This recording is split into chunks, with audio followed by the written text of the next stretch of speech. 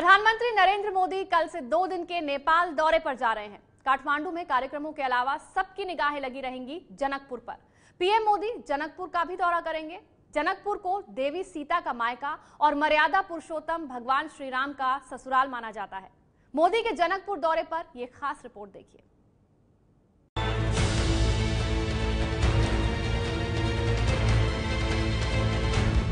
हाल के तूफान ने सिर्फ उत्तर भारत में ही नहीं बल्कि नेपाल के जनकपुर में भी तबाही मचाई है। कहीं स्वागत के लिए बना गेट गिरा दिया तो कहीं रंगशाला के रंग में भंग डाल दिया। लेकिन आयोजकों को उम्मीद है कि कल जब बिहार से हेलीकॉप्टर से उड़कर पीएम मोदी पहुंचेंगे तो सारी तैयारियां पूरी हो जाएंगी।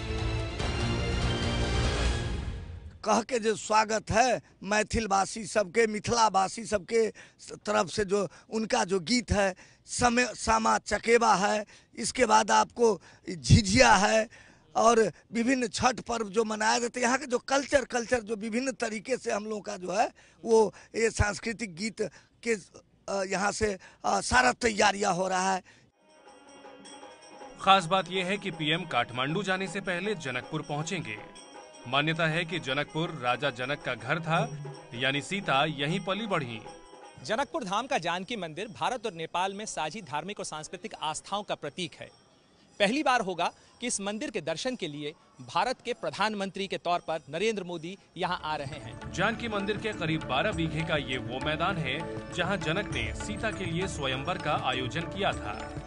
आज इसी मैदान पर पीएम मोदी का अभिनंदन होगा, जिसमें 1 लाख लोगों के पहुंचने की उम्मीद है। यहाँ पे रात दिन काम चल रहा है और मैं आपको दिखाना चाहूंगा कि इस समय में सुरक्षा इंतजामों के साथ साथ यही वो 12 बीघा का मैदान है जिसे तैयार किया जा रहा है, यहाँ पे सजाया जा रहा है। यहाँ पे ये देखिए एक विशाल सा मंच इस समय बन रहा है यहाँ पे, और निर्धारित कार्यक्रम के अनुसार 11 मई को प्रधानमंत्री मोदी जनकपुर मंदिर में, जानकी मंदिर में आएंगे, पूजा करेंगे और पूजा करने के बाद वो इसी मैदान में आएंगे, इसी रंगभूमि में आएंगे और यहीं उनका कार्यक्रम होना है और इसी मंच पर उनका अभिनंदन किया जाएगा। पीएम मोदी के दौरे के लिए जनकपुर में खासा उत्साह नजर आ रहा है। रंग-रोगन, पोस्टर, बैनर से पूरा शहर सजा है। खासतौर पर मिथिला पेंटिंग्स नजर आ रही हैं। जनकपुर में इस समय खासी धूमधाम से तैयारियां चल रही हैं। वैसी ही तैयारियां जैसे कि किसी घर में किसी बारात के आगमन के लिए होती हैं। हम इस समय रंगभूमि रंगशाला के उस मैदान के पास हैं जहां पर कहते हैं भगवान राम का स्वयंवर हुआ था। इस समय इस रंगभूमि रंगशाला को सजाया जा रहा है खास मिथिला पेंटिंग से, क्योंकि इसी मैदान में प्रधानमंत्री नरेंद्र मोदी का नागरिक अभिनंदन होना है और उसी अभिनंदन के लिए इस 12 बीघा के मैदान को सजाया संवारा जा रहा है।